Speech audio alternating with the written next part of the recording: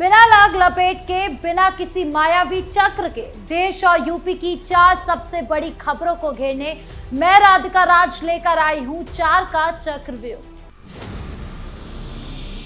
आज 4 के चक्रव्यूह में सबसे पहले बात करेंगे मैनपुरी की, जहां सीएम योगी आदित्यनाथ ने समाजवादी पार्टी और अखिलेश यादव पर तीखा हमला बोला है। आखिर क्या कुछ कहा सीएम योगी ने और कैसे सियासी जंग ने पूरे इलाके का माहौल गरमा दिया है, आपको बताएंगे। खबरों में आगे बात करेंगे हापुड़ की, जहां एक मस्जिद के अंदर 6 साल की छोटी बच्ची के साथ गलत हरकत करने के मामले में पुलिस ने एक मौलाना को गिरफ्तार कर लिया है। इस घटना के बाद से वहां के लोगों में कितना गुस्सा है और पुलिस का इस पर क्या एक्शन है, सब कुछ आपको बताएंगे विस्तार से। तीसरी खबर अलीगढ़ से जुड़ी है, जहां एक प्रदर्शन के दौरान आजाद समाज पार्टी के कार्यकर्ताओं ने ऐसे नारे लगाए जिससे माहौल खराब होने का खतरा पैदा हो गया, जिसके बाद पुलिस ने सीसीटीवी कैमरे की वीडियो देखकर जांच तेज की और आरोपियों पर एक्शन लिया। क्या है ये पूरा मामला और प्रशासन क्या कदम उठा रही है, एक एक करके आपको समझाएंगे। 4 के चक्रव्यूह के आखिरी हिस्से में बात करेंगे गोंडा की, जहां प्रशासन ने पूर्व बसपा नेता राजिक उस्मान की अवैध मकान पर बुलडोजर चलाकर बड़ी कार्रवाई की है, जिससे हड़कंप मच गया। बताएंगे आपको पूरा मामला, तो चलिए बिना किसी देरी के शुरू करते हैं 4 का चक्रव्यूह। 4 के चक्रव्यूह की शुरुआत सबसे पहले करेंगे मुख्यमंत्री योगी आदित्यनाथ से। हाल ही में जब सीएम योगी मैनपुरी के दौरे पर गए तो उन्होंने समाजवादी पार्टी और अखिलेश यादव की कार्यशैली पर जमकर निशाना साधा।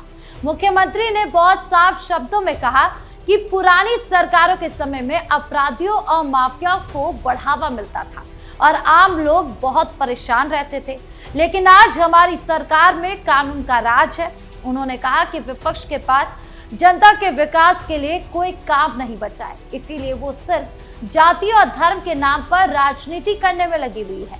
सीएम योगी ने सपा के पुराने समय की घटनाओं को याद दिलाते हुए लोगों को समझाया कि कैसे आज उत्तर प्रदेश बहुत तेजी से तरक्की के रास्ते पर आगे बढ़ रहा है। आप भी सुनिए क्या कुछ कह रहे हैं सीएम योगी।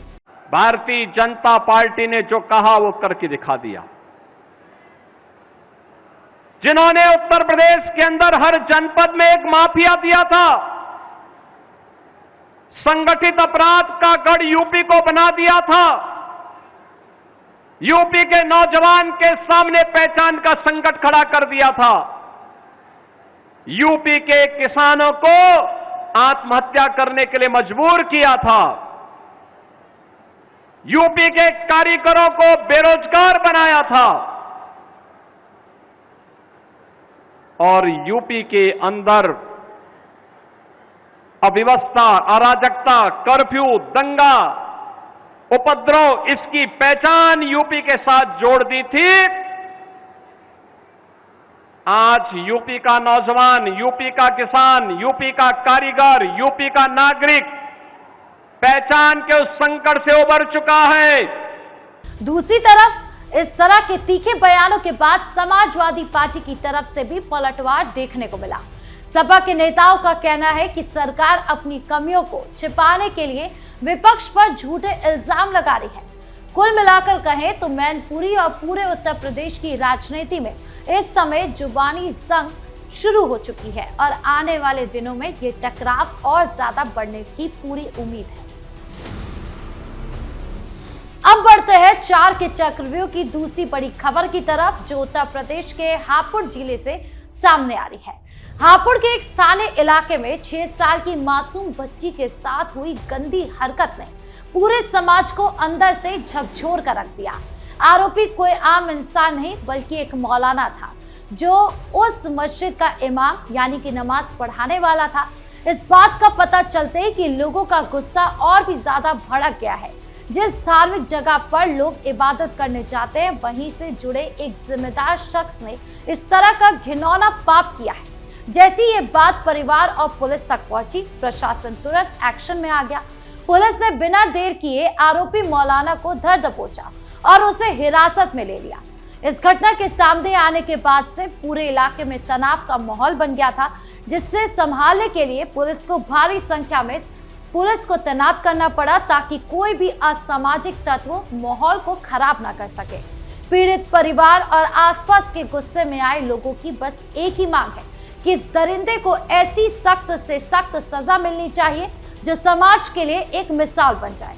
पुलिस अधिकारियों का कहना है कि वो इस मामले में बहुत तेजी से सारे सबूत जुटा रहे हैं ताकि अदालत में आरोपी को जल्द से जल्द कड़ी सजा दिलाई जा सके और पीड़ित परिवार को पूरा इंसाफ मिल सके।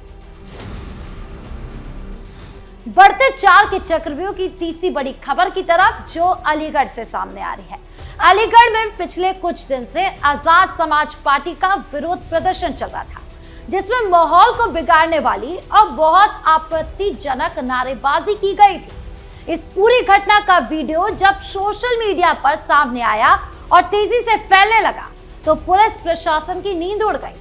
पुलिस ने बिना एक पल गवाए सीसीटीवी कैमरे की रिकॉर्डिंग्स और दूसरे डिजिटल सबूतों को खंगालना शुरू कर दिया। वीडियो के जरिए उन तमाम लोगों की पहचान की जा रही है जिन्होंने खुलेआम शहर की शांति और भाईचारे को चुनौती देने वाले भड़काऊ नारे लगाए थे। प्रशासन ने इस मामले में बहुत ही कड़ा रुख अपनाते हुए आरोपियों के खिलाफ गंभीर धाराओं में मुकदमा दर्ज कर लिया है। सुनिए क्या कुछ कह रही है पुलिस। अलीगढ़ के सामने एक पार्टी का विरोध प्रदर्शन चल रहा था, जिसमें ज्ञापन शांतिपूर्वक संपन्न हुआ था। विरोध प्रदर्शन में शामिल कुछ उपद्रवी तत्वों द्वारा डिस्पर्सल के दौरान अभद्र भाषा का प्रयोग करते हुए नारेबाजी की गई तथा सार्वजनिक संपत्ति को क्षति पहुंचाई गई। इस संबंध में थाना सिविल लाइंस पर सुसंगत धाराओं में अभियोग पंजीकृत कर लिया गया है। वीडियो फुटेज से उपद्रवी तत्वों को तस्दीक किया जा रहा है।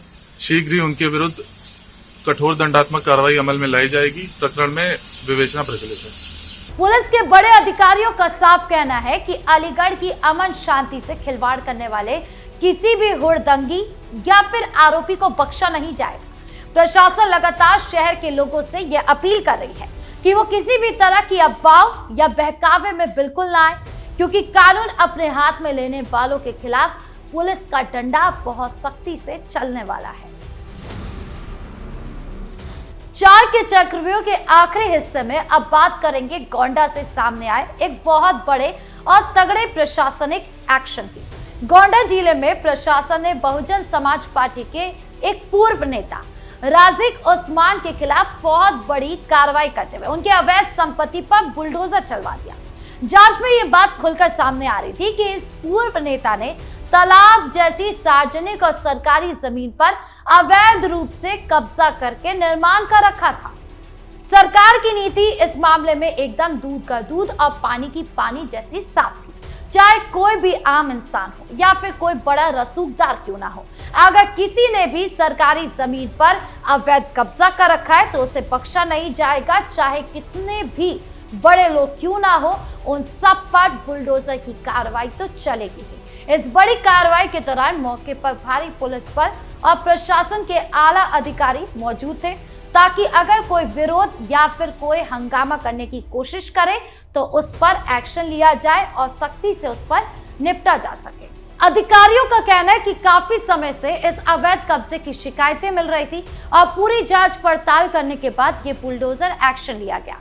इस कार्रवाई से पूरे राजनीतिक गलियारों में खलबली मच गई, क्योंकि इसमें एक पूर्व बसपा नेता का नाम जुड़ा हुआ है। उत्तर प्रदेश में इन दिनों अवैध कब्जों के खिलाफ जिस तरह से बुलडोजर की कार्रवाई लगातार चल रही है, उससे ये साफ संदेश मिल गया है कि सरकार नियमों को तोड़ने वालों के सामने बिल्कुल भी झुकने वाली नहीं। तो ये चारों बड़ी खबरें बहुत साफ तरीके से ये बता रही है कि इस समय उत्तर प्रदेश में नेताओं की बयानबाजी, पुलिस की सख्ती और कानून व्यवस्था के मामले को लेकर कितनी हलचल मची हुई है। एक तरफ जहां मुख्यमंत्री योगी आदित्यनाथ का मैनपुरी में सपा पर जोरदार हमला सियासी माहौल को गर्म कर रहा है, तो दूसरी तरफ हापुड़ में छोटी बच्ची से जुड़े मामले को और मौलाना की गिरफ्तारी ने समाज में सुरक्षा के मुद्दे को फिर से सामने ला दिया है। वहीं दूसरी तरफ अलीगढ़ में भड़काऊ नारे और मुकदमे की घटना पुलिस की चौकस नजरों को दिखाती है, तो साथ ही गोंडा में पूर्व बसपा नेता की अवैध संपत्ति पर बुलडोजर चलने से ये साबित हो गया कि कानून का हाथ बहुत लंबा है। शासन और प्रशासन का संदेश इस पूरे घटनाक्रम के जरिए बिल्कुल साफ और कड़ा है। चाहे कोई राजनीति के अखाड़े में आरोप प्रत्यारोप लगाए या फिर समाज की शांति और कानून के नियमों को चुनौती देने की कोशिश करे, हर हाल में न्याय, संविधान और कानून का राज ही सबसे ऊपर रहेगा। आपके इस पूरे मामले को लेकर क्या राय है, कमेंट बॉक्स में जरूर बताएं। 4 के चक्रव्यूह में आज के लिए बस इतना ही। धन्यवाद।